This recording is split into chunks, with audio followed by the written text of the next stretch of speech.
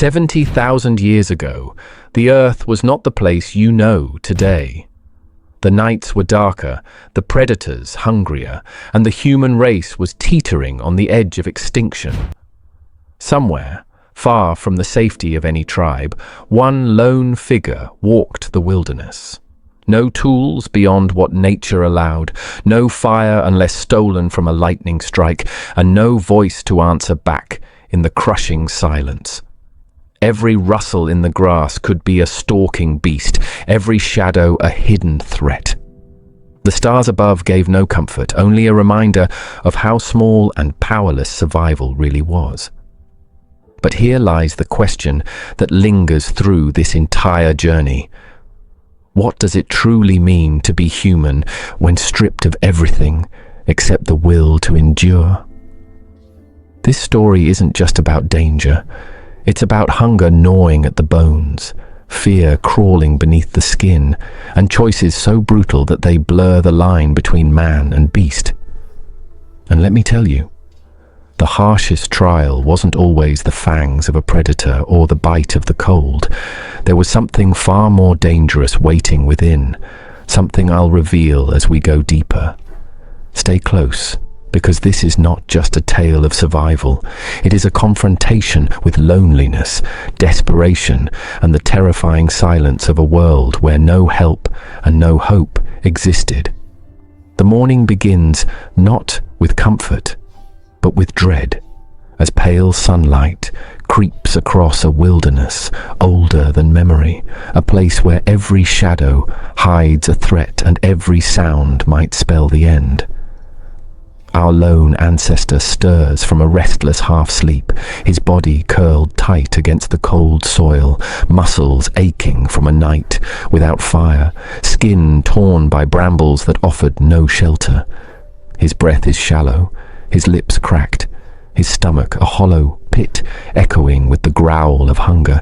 Yet he rises because in this world there is no choice but to rise. The landscape stretches endlessly, a savage beauty of towering grasses and distant forests. But behind that beauty lies an arena of predators, each more suited to survival than the fragile human who dares to walk here alone. A lion crouches somewhere in the tall savanna grass.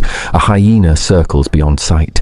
A serpent coils beneath stones warmed by the sun, each waiting, each patient, because in this age man is not master, he is prey. Yet prey does not always surrender, and that is the paradox, too weak to dominate, too stubborn to die. He moves forward, scanning the horizon with eyes trained by desperation, every nerve alert, because the silence of being alone is never truly silence. There is always something hunting. His first challenge is water, for the body cannot last without it. But water here is not the gift it seems. Rivers are ruled by crocodiles, streams hide parasites that will rot the gut, and stagnant pools invite fevers that burn the body from within. Still, thirst is louder than fear, and soon he bends near a muddy edge, hands trembling, torn between life and death in a single sip. But I will not yet tell you the choice he makes. That revelation comes later. Instead, let us linger on the truth that every step he takes is a gamble, every breath a wager against odds he cannot control. His hunger sharpens next, driving him toward the thorn bushes where berries cluster, bright and tempting. But here again lies danger, for some nourish and others poison, and one wrong taste could silence his struggle forever. How does he know which is safe? He doesn't, not fully. Instinct guides him. Memory of tribe long lost flickers in his mind, but instinct can betray, and memory fades in solitude. Still he risks it, because the body cannot reason with an empty belly. But let me hold back the outcome for a moment, because the lesson is not in whether he eats or starves. The lesson is in the cost of every decision, the weight of survival pressing against a mind already cracking under loneliness. This is something you must understand before we go further. The wilderness does not kill quickly. It kills slowly, wearing down flesh, eroding spirit, until the will to move becomes heavier than the stones underfoot.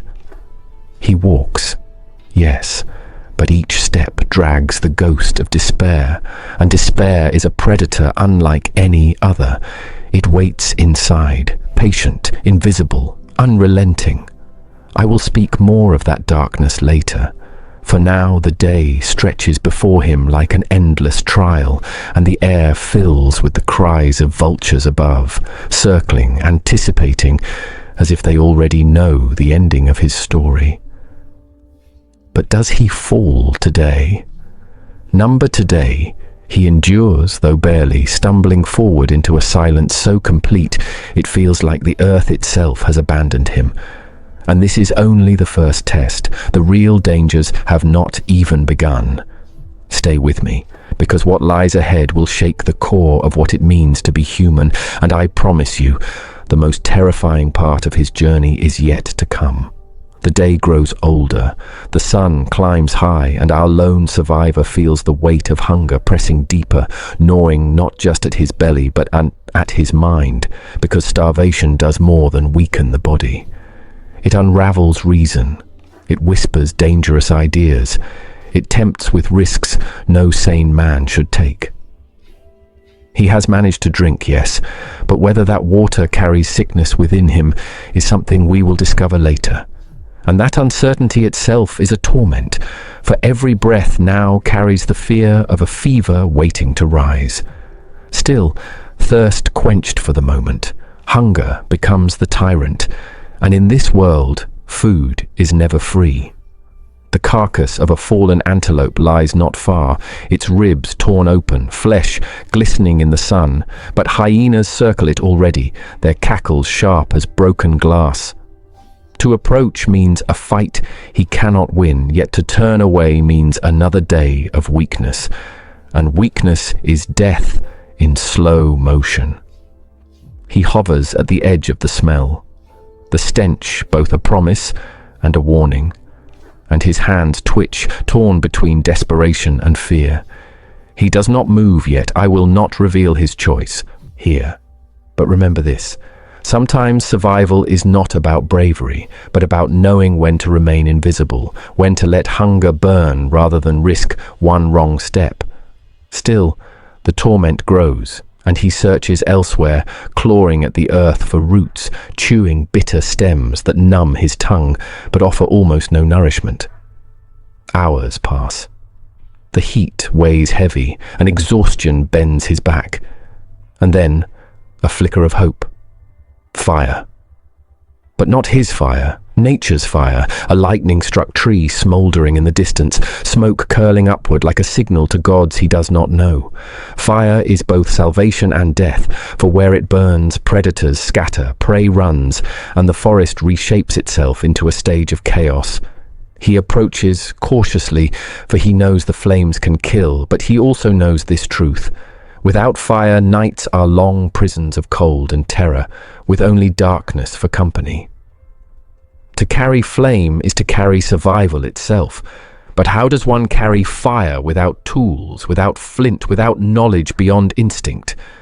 He edges closer, clutching a smouldering branch, praying it will not die before he finds shelter, praying it will not burn him before it saves him.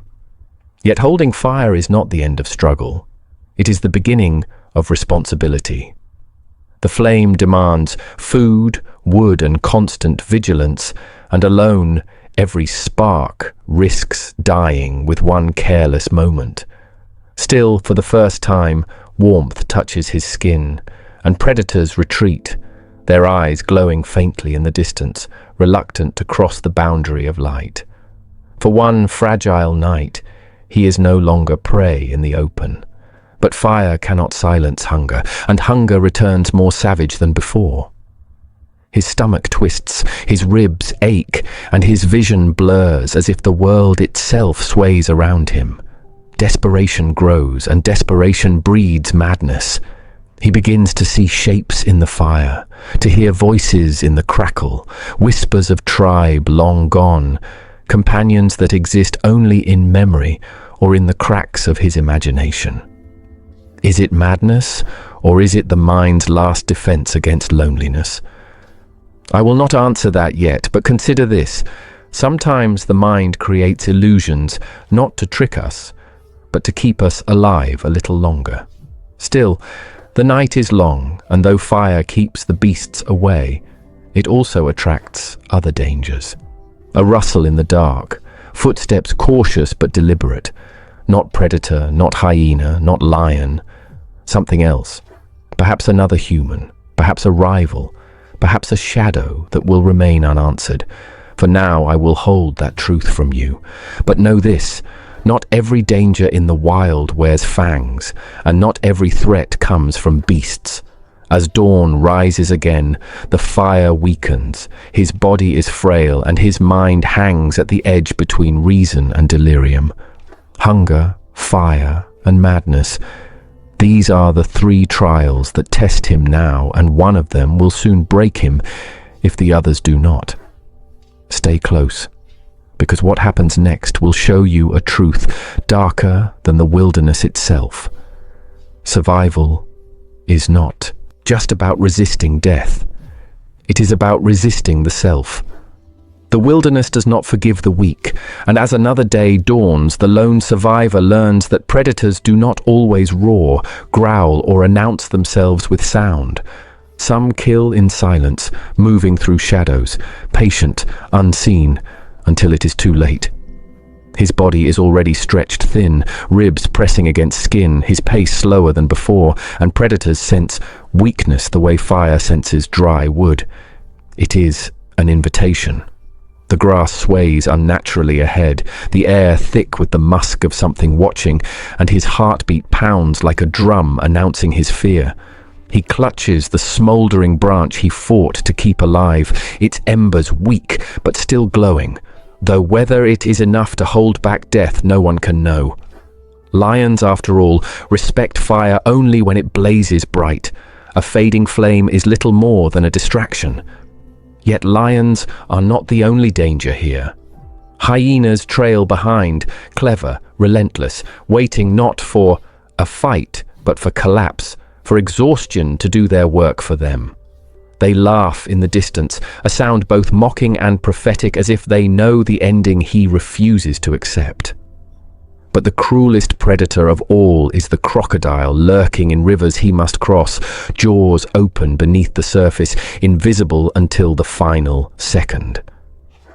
And here lies the truth I have not yet revealed. Every path to survival leads through danger, because food lies where predators feed, water lies where predators drink, and shelter lies where predators hunt. To move is to risk. To stay is to starve. There is no safe choice.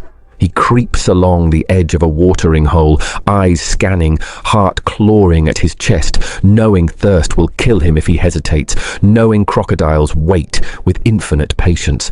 Does he drink? I will not tell you yet. Instead, I want you to feel the knife edge he walks, where one slip means silence eternal. Night returns quickly in this world, shadows stretching like claws across the earth, and with night comes the real hunt. Predators stalk closer when man is blind, their eyes glowing faintly, their bodies slipping between the grass like ghosts. He circles his flame desperately, feeding it with dry sticks, praying it will flare high enough to hold them at bay. But each gust of wind threatens to steal his only defense.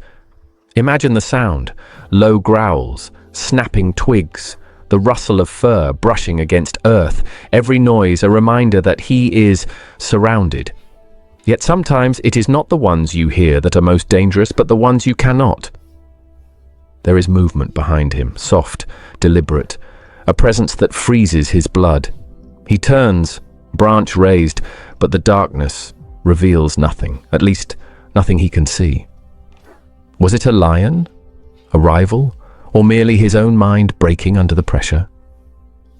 I will not disclose this truth yet, because the wilderness thrives on uncertainty, and so must we. Hours drag on, exhaustion crushing him, but he does not dare sleep, for to close his eyes is to surrender. The predators circle, but so too does despair, and now you begin to understand. Silence itself is a predator, because silence amplifies fear. Silence creates monsters where none exist. Silence whispers that he is already dead. And perhaps he is, unless something changes. Yet here is the paradox. Sometimes in the wild, the most dangerous predators are not those hunting you, but the choices you are forced to make under their shadow. That revelation is still to come. So stay with me, because what happens next will show you how survival is never about strength alone. It is about the cost you are willing to pay when the night itself turns against you. Another day dawns, but it no longer feels like a blessing. The light only reveals how thin he has become, how fragile his legs tremble beneath him, how his eyes sink into their sockets like shadows of a man barely clinging to existence. His fire is gone, snuffed by wind or neglect during a moment of weakness, and with it, the fragile barrier that separated him from the night's merciless hunt. The embers lie cold in the dirt, mocking him, and he knows the truth. Without flame, he is once again nothing more than flesh waiting to be claimed. Hunger has turned from ache to agony, his ribs now sharp ridges that cut against his skin, and thirst gnaws once more, though he fears the water that may already carry death inside him. His mind begins to slip, wandering between memories and hallucinations, voices calling to him in the wind, faces forming in the clouds above, the faint echo of laughter from a tribe long gone. He reaches for them, but they vanish, leaving only silence that crushes his spirit more than any predator's roar. This is the breaking point, where man confronts not beast but himself, and I must warn you, many do not pass this trial. For the wilderness can break the body, yes, but when it breaks the mind, there is no return. Still, something keeps him moving. Instinct, will, or madness, I will not say which yet. He stumbles into the forest edge, where trees close in like prison bars, their shadows deep, their branches clawing at him as if the forest itself resists his intrusion. Here, danger takes a new form. Not lions or hyenas, but venom, hidden in serpents coiled unseen, in insects whose sting can rot flesh, in fruit that gleams with the bright colors of death disguised as life. He touches bark, searching for grubs, tearing into the wood with bleeding fingers, devouring whatever writhes beneath, his dignity stripped, his humanity eroding, until he is closer to beast than man. But even beasts have tribes, and he has none. And here lies the secret I will finally reveal. The deadliest predator of all is not lion, nor crocodile, nor hunger. It is isolation. Loneliness corrodes the will to live, whispers that struggle is pointless, that surrender is peace. Alone, utterly alone, his mind claws at itself, and every shadow becomes an enemy, every silence becomes a scream. He howls into the emptiness, a broken sound that no one will answer, a cry that dies as quickly as it is born. And yet, something stirs within him, a spark that refuses to vanish, perhaps memory of those who once stood beside him, perhaps an ancestral fire buried deep in his bloodline that will one day shape the future of mankind. He claws forward, crawling now, his body spent, his spirit shattered, but still, he moves.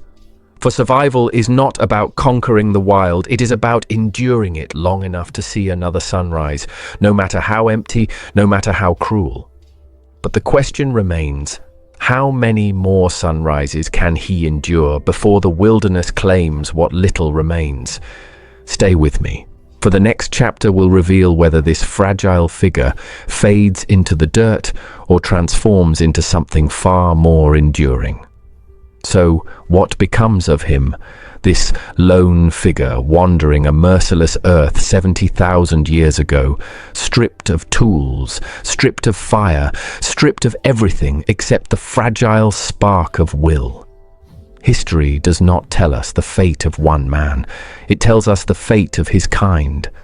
Some, like him, perished, swallowed by the night, devoured by hunger, broken by isolation, but others endured, stumbling through fear and silence, surviving long enough to pass on their bloodline, long enough to carve the first faint path toward what we would one day become. And this is the truth I have held back until now. Every single one of us alive today carries within our veins the victory of those nameless survivors, those fragile ancestors who faced the impossible and refused to vanish.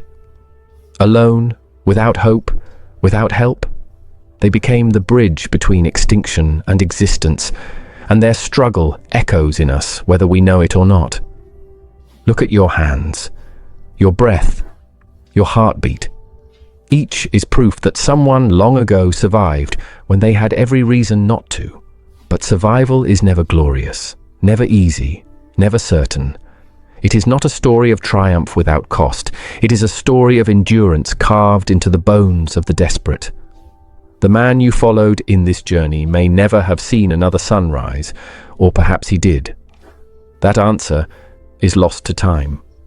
What matters is that someone like him endured, and because they endured, we are here. And so the lesson remains: to be human is not to conquer the wilderness. It is to outlast it, one fragile step, one painful breath, one heartbeat at a time. Alone, but never forgotten.